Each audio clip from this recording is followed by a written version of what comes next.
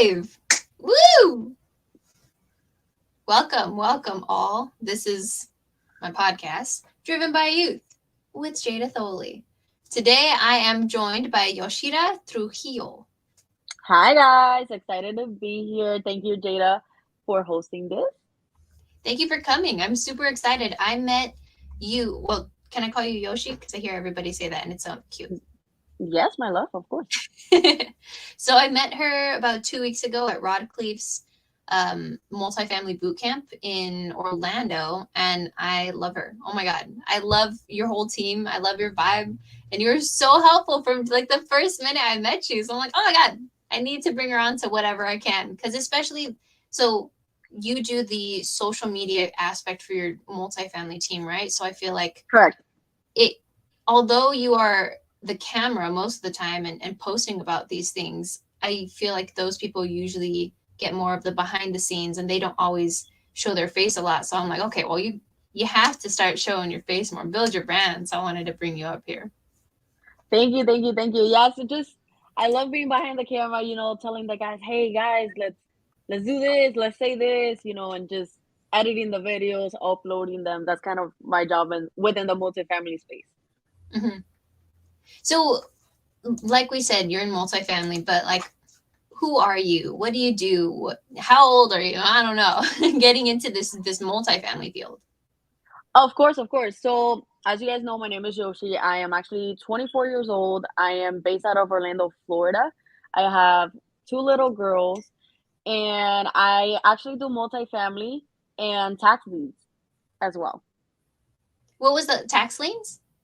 Tax deeds. Tax I deeds. don't really like to get into liens.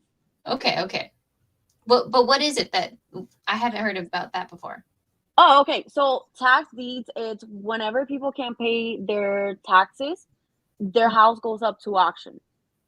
So, for example, me, so that house is gonna be on a list 2 months, 3 months sometimes before it hits the auction, right?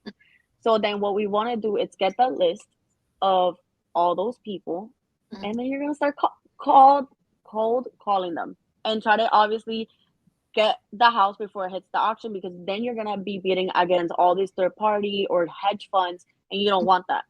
And they're already losing their house, so they would rather them get a little bit of money out than nothing at all, because they know they're not going to get anything from the county. So that's where we come in and we help these people, just give them a little something so they could go ahead and just start their new lives. So we pay the backed up taxes, and we also give them a fair amount for their house so they could go ahead and will not lose their house to auction. I love that. Okay. So like we were talking about this previously, I'm a part of Pace More Be Sub 2 program. And the reason why I joined, because I was looking into, it was back in like 2021, I was going to school for mechanical engineering. And then I was like, okay, after like coming back to school from the pandemic and the lockdowns and learning everything online, I was like, I don't know anything. If I go out into the world and start working, I'm going to be a danger to society. So let me just see what else might be out there that interests me. And so real estate was something. And I found Pace on some podcasts, and he was saying, yeah, I buy with zero money down or no money out of my own pocket.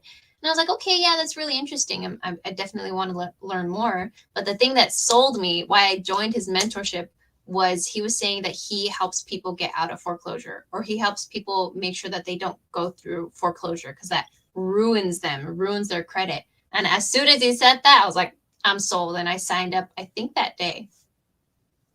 So I personally haven't ever heard of Pace Maurie's mastermind until today that you mentioned it previously, and I was very impressed. Yeah, I mean, his mentorship and his mastermind are a little different. I haven't gone to his masterminds, but the whole mentorship is just something I always recommend to people. I'm like, it'll be one of the greatest investments that anybody will ever make. So that's really good to know. So I'm just saying. But yeah, so how did you even get into this field? Were you always like, I hear a lot of people, okay, tell me. No, so I actually have a bachelor's degree in allied health management. Mm-hmm. So I've been working since the age of 13. So then I kind of always knew. I grew up with a Hispanic mentality. I don't know if that's just a Hispanic thing, where they tell you that, hey, you gotta go to college, you gotta get a degree, and then, get married, blah, blah, blah, blah, work for corporate, Mhm. retire, take only one vacation a year. And I was just like, that's not me. I've been working my butt off since I was 13 and working two jobs when I was 15. So I would work at a doctor's office and then shoot to McDonald's until 12 o'clock at night. So Wow. then I kind of always figured that wasn't what I wanted to do for the rest of my life. So I did get a college degree. I do have a bachelor's. But even then, I was like, and then I had my girls. So I had my girls pretty young. I have two girls. And by then, I was like, I don't want them to be with a babysitter.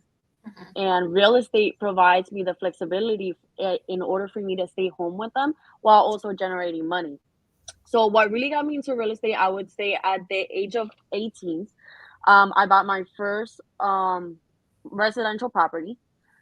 Oh my So yeah, because I started college at the age of 17, they count that towards like an income. God. So I was able to get, as soon as I turned 18, I was actually able to get a loan for a house.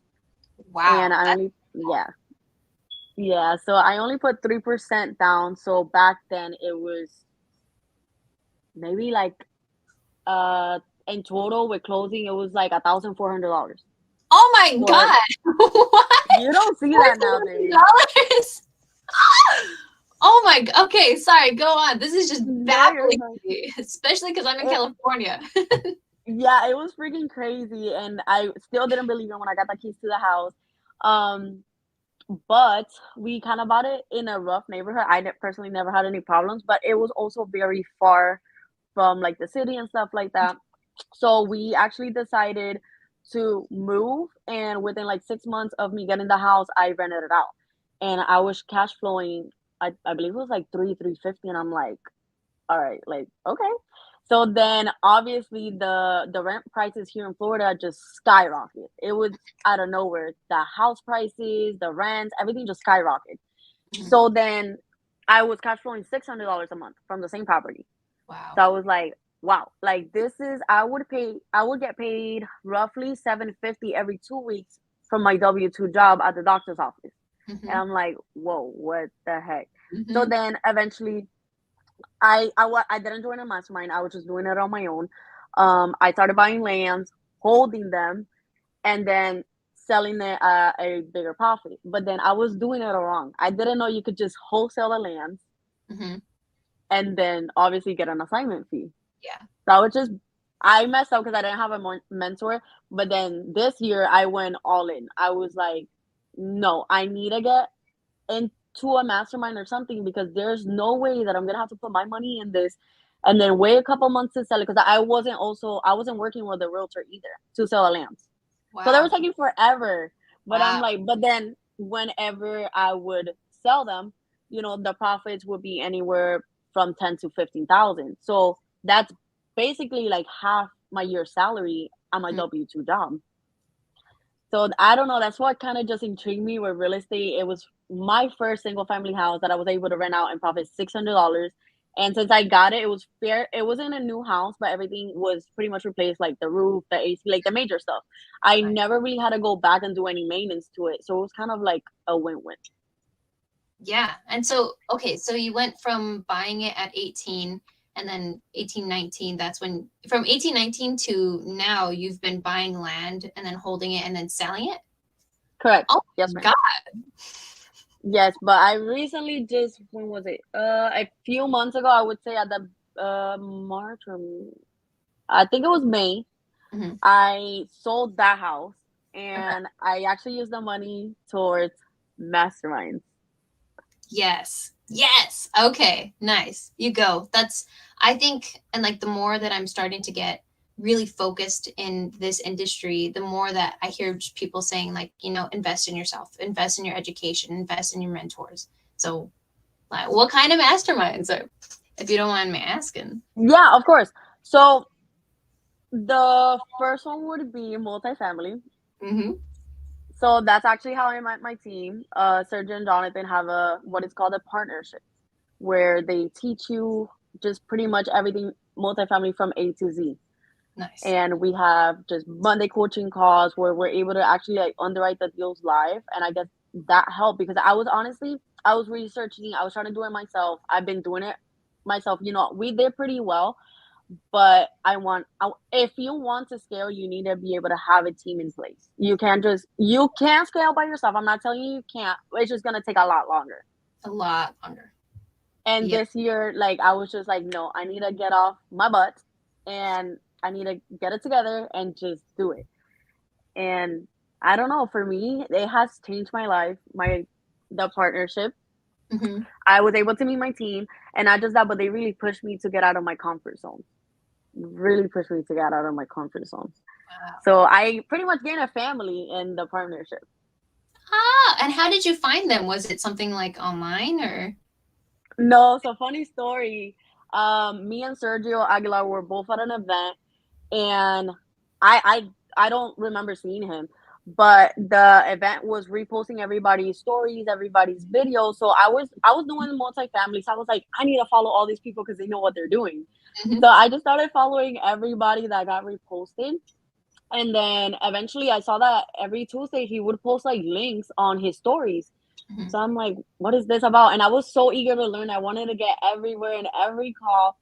And I asked him for the link and he sent me the link. And I just started joining every Tuesday at 8 o'clock. I could be sick, you name it. I would not miss those calls because the amount of knowledge that they were giving for free, I Mm-hmm. was like, wow, like not everybody is willing to do that. Like everybody wants to charge you or, oh, let's sit down and do a one-on-one and then try to sell you their mastermind.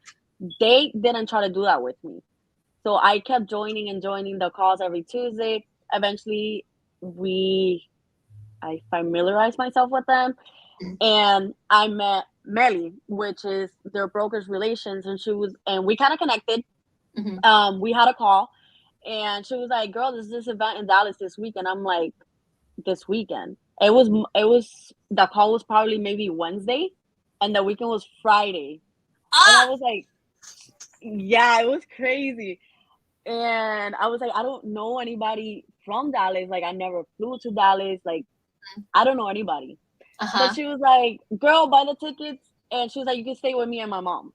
And I was like, "What?" I was like, "You don't even know me." She was like, "I like your vibe." She was like, "Just come on." She picked me up at the airport and everything. So I went to the event, and that was the first time that I met Sergio and Jonathan in person. Mm-hmm. So, you know, it like I mentioned before, not everybody's willing to give you information for free. And I met Sergio and Jonathan, and they were introducing me to everybody. And I was like, whoa, like you don't do that with just anybody, you know? Because they Yeah. could easily steal your investors, your sponsors, and they didn't look at it like that. And I was like, I asked Serge, I was like, how much is the partnership? I want to get in. Like, I like what you guys have going on because they were so close. It's like a family. It is Mm-hmm. a family. I was like, sign me up. And that was on June, actually. Was it Wow. June? Yeah, at the end of June. Yes. This year. This year, yes. Wow. Okay, wait. So was that Dallas convention or conference? Was that the Brad Sumrock one or a different one? No, no, no. It was Michael Blanc, if I'm not mistaken. Oh, okay. Yeah, so it was that one. So I joined the team. I started joining the Monday coaching calls as well as the Tuesdays. And I was learning a lot. I was really, really, really learning a lot. And then eventually, like I noticed that multifamily podcast, they had like on their Instagram stories, not their stories, but their actual feed, like playbacks of their podcast or just announcing it. And I messaged Serge. I was like, "Hey, Serge, do we have an Instagram page?" Because I would notice that the guys would just put it on their personal page. And they Yeah. were like, "No, like I have too many pages to manage. I don't have the time."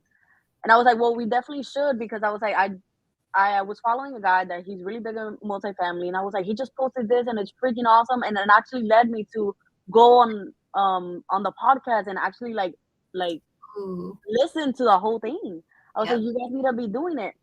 So then that's how I actually came onto the team, and I handle the social media accounts, from videos to editing to posting it. Because in order for you to, I believe in order for you to grow in multifamily, you need to have credibility. Everybody needs to know what you're doing. Mhm. And yeah, that's what I do for the team. That's incredible. Yeah, that's really what. So for me, only within the last, I would say, maybe 6 months, did I really see that impact of being online and having a presence for people to really like know you and trust you and actually want to work with you. And obviously, like joining this industry and the sub two, I would see other people do it, but I would think, okay, well, they actually know what they're doing, so I have to wait until I know what I'm doing in order to start that. Did you ever feel that, or how did you even start thinking like, well, yeah, people should know me or should know us? So like I mentioned to you earlier before we started the call, I'm always, I don't know how to explain it. Like I'm like all in for everybody. Like, come on, guys, let's do this, let's do this. But then when it comes to myself, I'm like, I tend to retract. Yeah. So, like you said, you started taking it seriously the last 6 months, right? So for me, it was more of my team. My team pushes me a lot. Like sometimes I have my camera on, I mean off on our podcast, and Jonathan will text me, "Hey, turn on your camera and read the questions." I'm like, bro, and they really push me. They make me step out of my comfort zone, and that's one of the parts that I really do love my team, because it's a family. Like we push each other. If one of us is messing up, we'll be like, "Hey guys, like straighten up," or we help each other, and that's how we've been able to grow. But people know me now because of the Cash Flow Empire of Cause. They're like, "Oh yeah, you're Yoshi with Sergio and Jonathan. You're Yoshi because of the Cash Flow Empire," because they Nice. see me on all the Tuesday calls. That's incredible. So how many people are in your team? So we have. I gotta count this because we just added like two more. Oh my gosh. 8.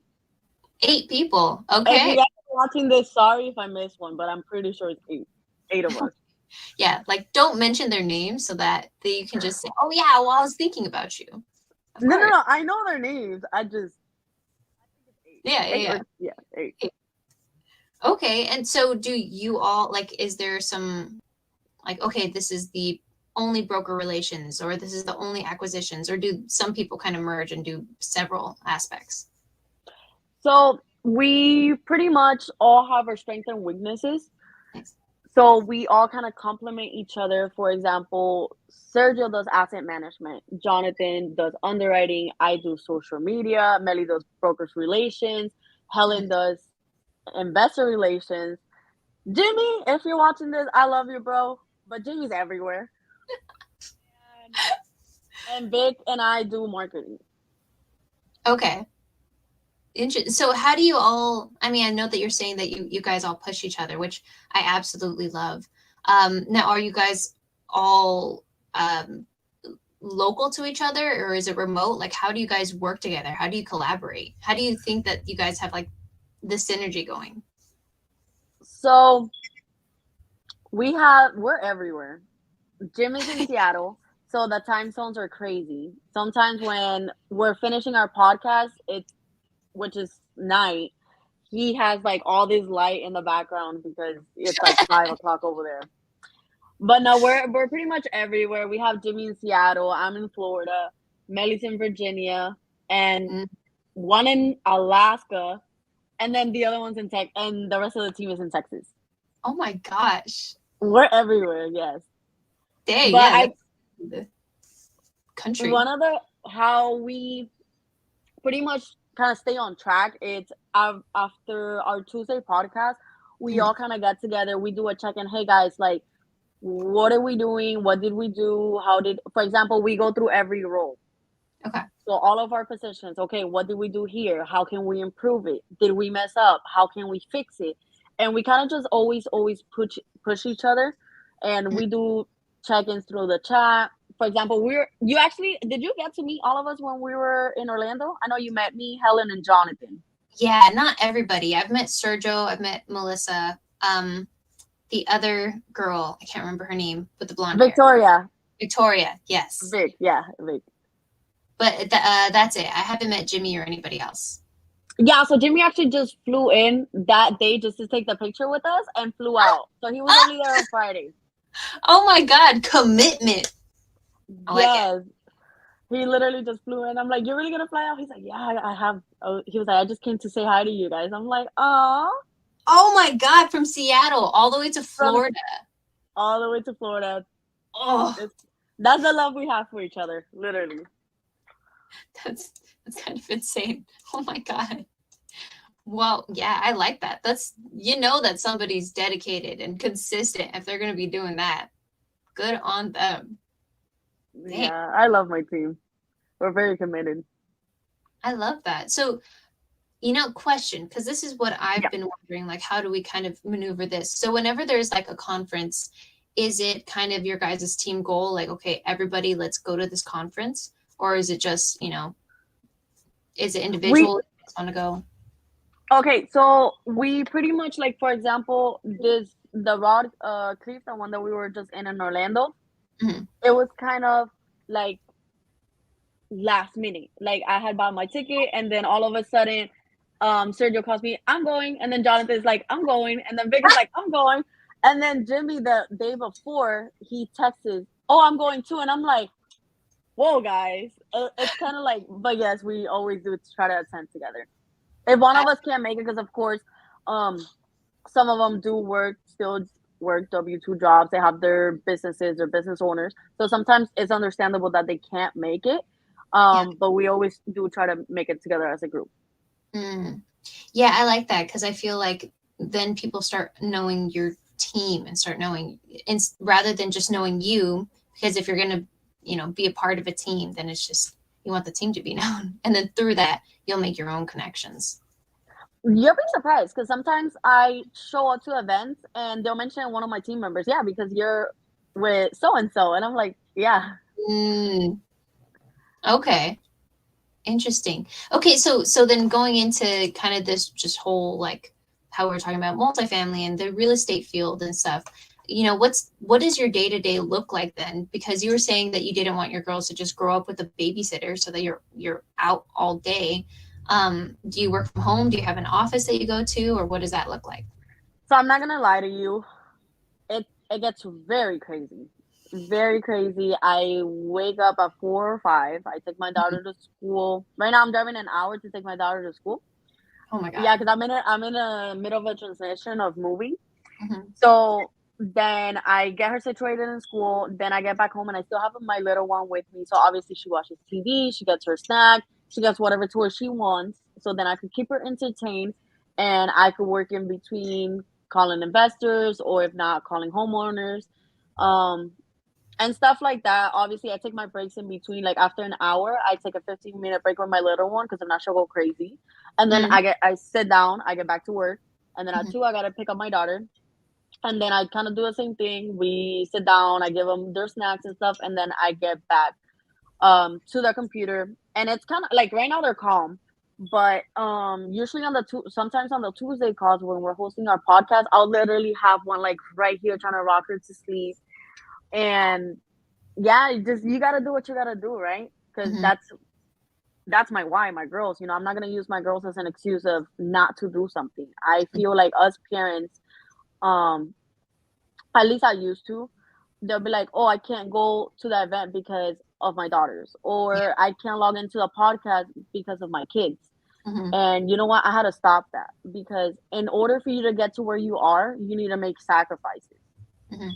So yes, it's very hard, because I do have my little girls, but they understand, because like for example, I went to the first conference in Dallas, and I got here Monday like at 4 a.m.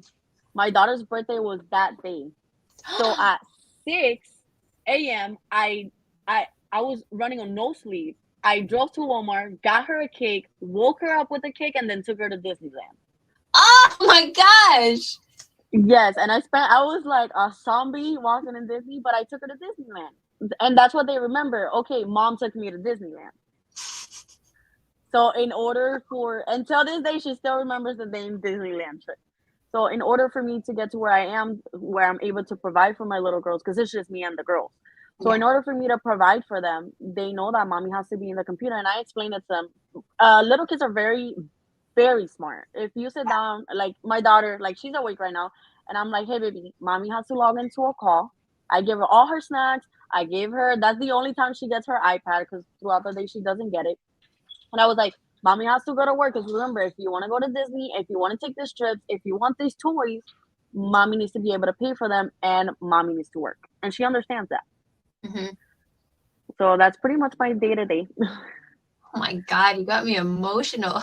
Just the the dedication to, you know, providing the life, like what you said, your why. And that was going to be my next question. Like, you know, what is your why? I know that some people say, you know, there's just a lot of different things. So is it like, do you feel like the life that you had growing up, is that another driving factor of like why you want to do so well, so that maybe your children don't have to work at 13, or you know, can you go a little more into that? Yeah. So I was actually raised by my sister. My mom and dad were never around. Aw. So my sister had to work 3 jobs to put food on the table. Wow. So it was times where she would drop us off from school to get ready to then go to college at night. And that's actually what drove me to get a degree, because I was like, I need to be somewhere in life. And, you know, in that Hispanic mentality, I'm like, okay, I need to get a degree, work for somebody, then retire, blah, blah, blah, the status quo, right? But then once I had my girls, that changed. It changed a lot. I was like, I don't want to just take one vacation a year. I Yeah. don't want for my kids to be calling a babysitter mom. I don't want to just be asking, hey, can I have this day off? Or I would see whenever my sister would go to work sick as hell. And you know what? She had to do it. And sometimes, you know, she couldn't take off when we're sick. And that kind of always stood with me. I was like, no, I want to be a present parent for my daughters. Mm-hmm. And another big why, it's my sister. My sister is obviously a lot older than me. She raised me. She had my custody.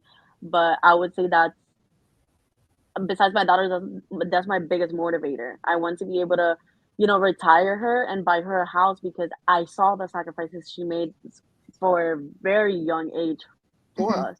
You know, it wasn't easy. We did struggle. I'm not gonna lie to you, we did. But she always tried her best to make sure that we had. Sometimes she wouldn't even buy herself anything, so we could have clothes, or just like for example on Christmas stuff.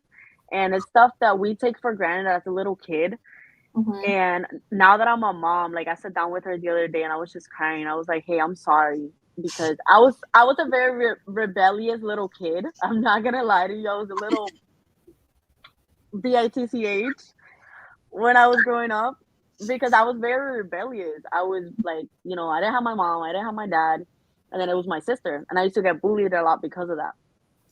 So that's my why. Like I want to be able to retire my sister and buy her a house.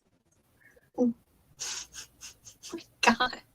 Yeah, so my childhood, I could say it definitely turned me into. I wouldn't change it for the world. They're like, if you could go back and change how you grew up, no, I would not.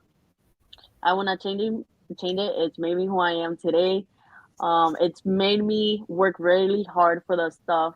I am the first one in my family out of all my brothers and everybody that has ever bought a house in the United States. Wow.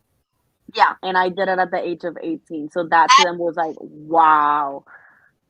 That's just wow in general. I don't know like what the population. I should look up the statistics sometime, and I'll come back onto like Instagram and post it. But like I mean, I haven't bought a house or anything, and I'm 23. My mom, I know before I was born, her house, she bought her first house when she was 19. So that's already like, you're ahead of my family too, not just your own. No, Wow. but you're not gonna buy a house. You're gonna buy a multifamily. Oh yeah. That's where the money's at. Yeah, that's what I'm saving everything for. I'm like, okay, the first purchase I'm gonna have, it's gonna be multifamily. I can't just make it a house. Then I So can let go. me ask you this: have you gotten to a GP deal? Not yet. So that's kind of I'll say no, not yet, but I have helped get a deal to the finish line before. I mean, I'm not like the driving force behind it, but I know that I have, I've brought some capital before. I was helping with a lot of the social media stuff in regards to webinars and just a lot of stuff that goes into closing multifamily. That's amazing. That still counts, girl. Give yourself props. Thanks. It's a lot of hard work, and social media is not an easy task either. Like you said, you were hosting the webinars. That's not an easy task. That takes a lot of time. It's a lot, and I don't know if you It can is see a lot. if you go to the right, at the top right, there's like comments, banners, and brands. If you go to comments, you can see everybody that's rooting for you. I see Oh Jennifer my God, I did saying, not "Go see that. girl." Oh, Jenny's on here. Jenny's my girl. Willie saying 18, let's go. Lars is from my team. He says 100%. I wouldn't change anything either. So I'm like, oh my God, you have so many. How cute. Your biggest fans are here. Yay. I love it. Willie, shout out. That's amazing. Jonathan as well. You have such a wonderful Hi, team. John. I do. I have the best team. And I'm not just saying that because they're on this call. I genuinely did get a family in this team. Like, Jenny's on, so she could, like, this morning, she shoot me a text, and I was like, no. And she was like, yes. And I'm like, no. And she was like, yes, let's go. And I'm like, fine. Like, they really do push me to get out of my comfort zone. They are truly amazing. That is amazing. Well, I wish I had more questions for you. I really was not. I mean, when we first spoke, I'm like, okay, yeah, this girl's definitely really interesting. I mean, I love you. I love your vibe and just everything about you. But I was not expecting all of that from, how you bought your first house at 18, how you started wholesaling land. You just figured it out. You didn't have anybody that was showing you that. That's insane. YouTube University helped a lot, but it wasn't it wasn't all that. You. And that like Jennifer says right now, she's so proud of you. I mean, I would if I would say the same thing, but like that is really, really just courageous and interesting for you to just, all right, I'm gonna start doing this. And oh man, there was something that I wanted to say. I can't really remember, but that's a question that I have for you. So Yeah. I come from a Hispanic background as well. Most of my family were, or at least in my immediate family, they were like hustlers. Like my mom, when she was growing up, I know that they had they would sell elotes, they had an ice cream truck.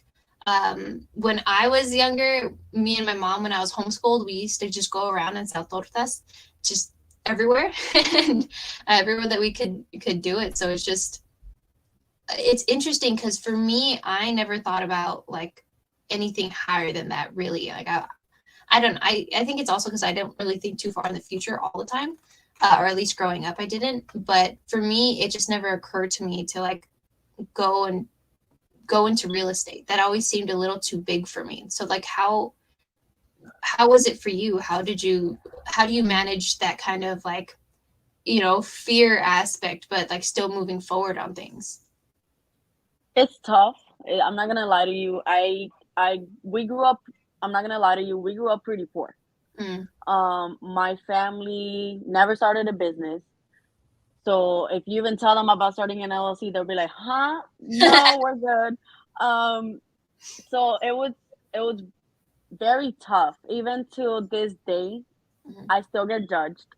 Mm. Especially being a mom with two girls. They're like, why don't you go get a W-2 job, a more secure job, something that, and I'm like, but is it really secure? Because the day that they lay you off, where are you going to go? True. Where are you gonna You live? know, exactly. So I wouldn't say they're very encouraging when it comes to real estate, Mhm. because the way that they see it, they're like, oh, you're always home. I'm like, yeah, I'm home, but I'm always in the freaking computer working. It's just that they just see that, okay, Yoshi's home. They don't see that Yoshi is working her butt off, that Yoshi should be working at a hospital, like she got her degree. So I do get judged a lot. I still do, and it hurts. And it's mainly, the one thing you need to get through your head is gonna be the at least for me, the people that's closest to you that are is gonna be the most negative. Oh no, Mm, that's not gonna work. Oh no, you need to go work at a hospital because you paid 50K on a bachelor's degree. mhm, And to be honest, I did get that bachelor's degree, but it wasn't something that I was passionate about. Like, I actually genuinely do love real estate. Like, what's not to love? Like, I get to be with my girls, generate the amount of money I generate. It's based on how much I work my butt off. It's not like, okay, I'm working my butt off for somebody else, making somebody else's dream come true, and I'm always gonna have a cap on mhm, my income because what they give you, what, a dollar raise, $5 raise every what, a year, 2 years? mhm. No, because why am I gonna go work? My degree pays $50 an hour when I could be getting paid 10, 15, 20K a month. Yep. It makes no sense. And not just that, but everything mainly goes towards Uncle Sam, the IRS. So it's not even, once you do the math, once I actually sat down and did the math, I was like, what the hell? Because I'm like, bro, I just got paid. I paid the rent and I'm broke. And I'm Mhm. like, and then I would look at my check and look at the taxes that is getting deducted. And then whenever I would file my taxes, I wouldn't get anything back. And I'm like, what the hell? So Wow. yeah, it was crazy. That's why being a business owner, it's rough.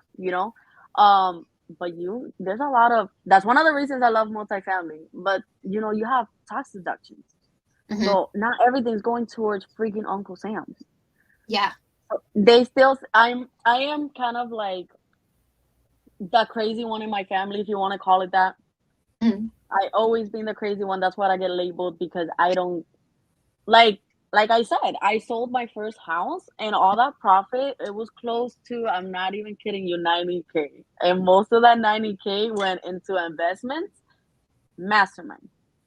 Nice. Oh my And God. I'm about to sell another house soon, so that's going towards investments. Mhm. So real estate. And one of the things is investing in yourself because I always had the imposter syndrome mentality. Have you ever experienced it? Because I have. Yeah. It's like Definitely. for me, it's like I can't do this, because I come from lower middle class. My family has never done it. Why am I gonna be different? So Mhm. it's something that I have always struggled, but I just like my team. They help a lot. They really do help a lot because they push me. Mhm. So that's why I say like teams are everything. You need somebody like my mentor for tax deeds. I was at his office yesterday and I was like, holy shit. Oh, sorry, excuse the French.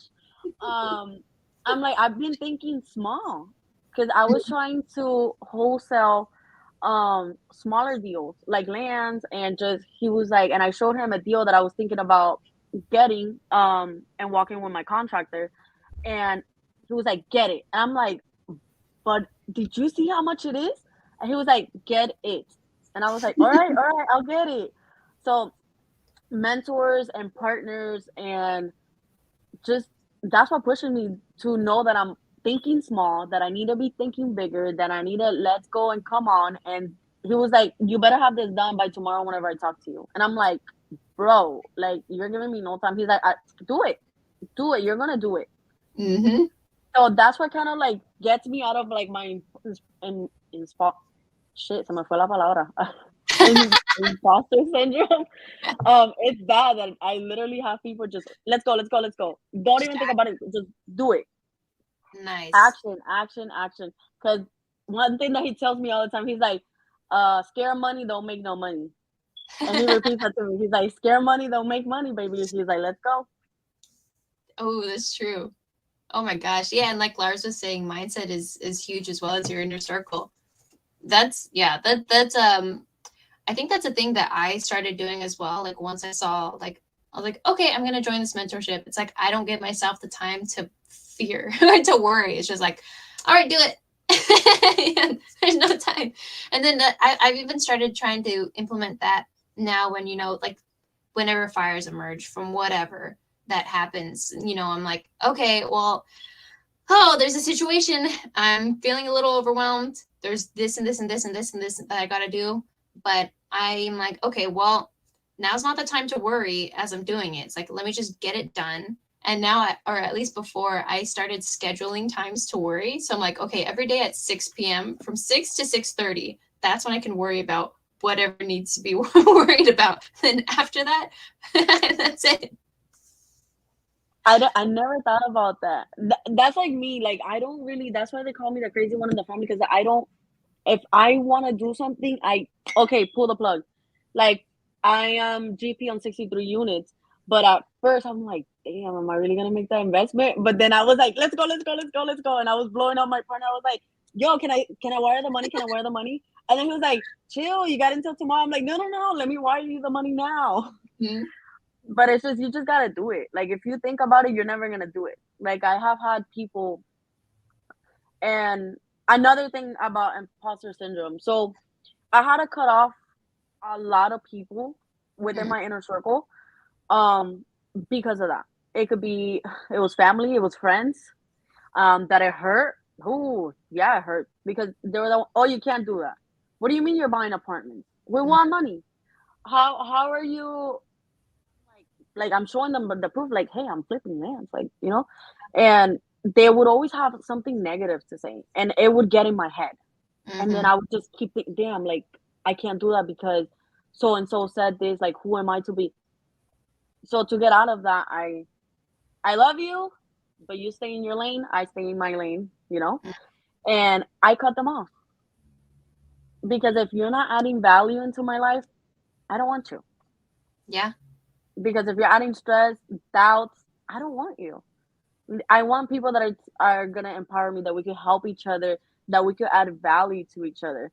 So I encourage you, if you guys are watching this, if you guys have that negative person near you, it's gonna hurt, but just cut them off, because if they're not helping you grow, cut them off. Yeah, and That's what's the best interesting, advice.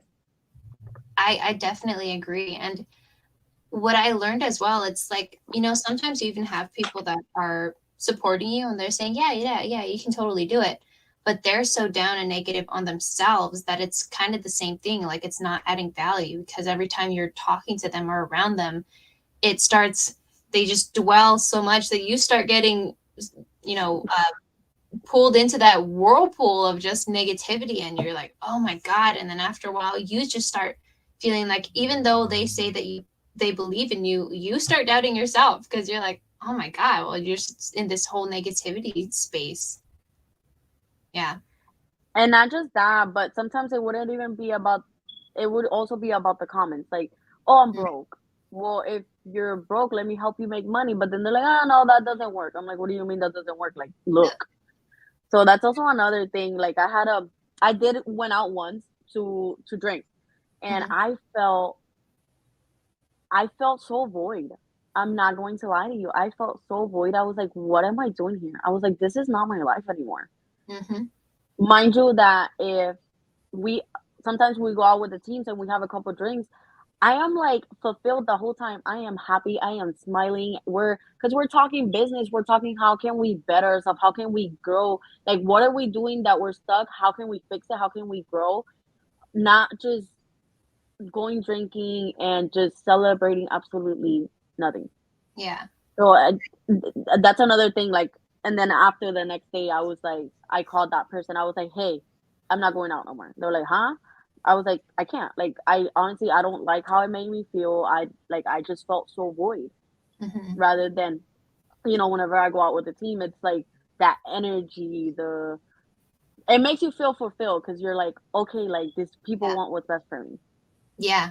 Yeah. It's you're working towards something. So you start feeling more fulfilled. And then not only that, like working towards something, because everybody could be working towards something, but you have that whole, your why, your girls, your sister, why you're even doing all of this. So, I mean, yeah, it definitely makes sense. Oh my gosh. Last question, because I want you to go and hang out with your girls. But you No, said that you're okay. you are a GP. So what does that entail for anybody that, is getting into multifamily, whether they know or they don't know what a GP is? Let's say that they do, because it's pretty easy to look it up. So like, what exactly do you do? Do you do the asset management? Do you look over the financials? Do you, like, what is it? So we came into this deal as GPs, but we're all managing it together. So the cash flow empire. So our role is asset management. Okay. So Sergio handles that pretty much. He was actually on site yesterday, doing a visit. He's always there, Mhm. pretty much daily. Because since we acquired the asset, it was mainly, I would say, a month or so ago. So Okay. there's some renovations and stuff like that. So he's going, checking out the asset, making sure that everything gets done. As a GP, you are hands on. You're not a limited partner. So we are hands on. I help out with marketing. So like the pictures and stuff of when we did the grand opening and stuff like that. That's how I help out. Jonathan actually does the financials. So we pretty much all have our own individual roles. Okay. So it's the same thing as in your own team, but you just put a building in there as well. Exactly. Yeah, and we're not the only GPs within that deal. So everybody has their own roles. And there's groups like within the marketing group, there's like 5 of us, and then asset management. I know it's Sergio and Jeremiah.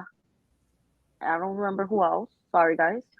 And then, there's groups and there's 5, 6, 7 of us within each group. Okay, that makes a lot more sense. Yeah, because that was a team with many superpowers. Yeah, like what Jennifer is saying. Yeah, that was something that I had wondered a lot about going into multifamily when I first went into it, because I was thinking like, okay, well, how many people can you really have in the GP team? And then, okay, is it the same thing like one person for asset management? Because that's like how many units? Okay. Ours is 63, so it's a lot of units, and some of them are getting renovated right now, and the Ooh, renovation is like all at once. wow. Yeah, so the guys have to pretty much be on site, making sure that everything gets done and Mhm. like that. Wow. Well, congratulations on that. And I know that Thank you, you're thank you. probably working hard, so whenever you're leasing it up, you're a part of that too, I'm assuming. We haven't gotten to that yet. Ah, dude, update me. Update me on how that all goes. I'd love Oh, to I learn definitely more. will. And that's actually one of the things I wanted to. Well, I know I talked about teams, but because I joined a team was Mhm. the how I got the opportunity to be a GP on 63 units within what? Within 2 months. Wow. That's incredible. Yeah, so yeah, they actually opened the opportunity for us within the team, and I was like, I had to jump on it. I was like, let's go, baby, let's go. Wow. Oh my gosh. Yeah. So anybody watching this, I mean, if you want to learn and understand how to get into multifamily, it seems like, I mean, Yoshi has experience in I don't even know how many things now, because that was just a lot that you start saying, the social media stuff, but then you also know about The title taxi. and about tax deeds and all of that. So that's incredible. So please, yeah, where can people find you? Are you on YouTube, Instagram, Facebook, LinkedIn? Yeah, so I am on face. No, sorry. Instagram, I believe is Yoshi with 3 eyes dot XO.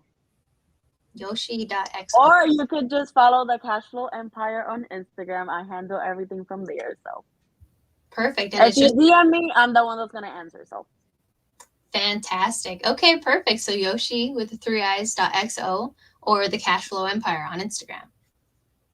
Perfect. Perfect. Well, thank you so much for joining me, Yoshi. I really I loved meeting you. I loved having you on, and I'm gonna love continuing talking with you and building this relationship/friendship because you're amazing and I really want to be friends with you. you're amazing, and I love you. I love your vibe, our messages back and forth. I freaking love them. So thank you so much for having me. Thank you. Well, you have a wonderful, wonderful night, and I will talk to you later. Thank you, everybody. Bye, guys.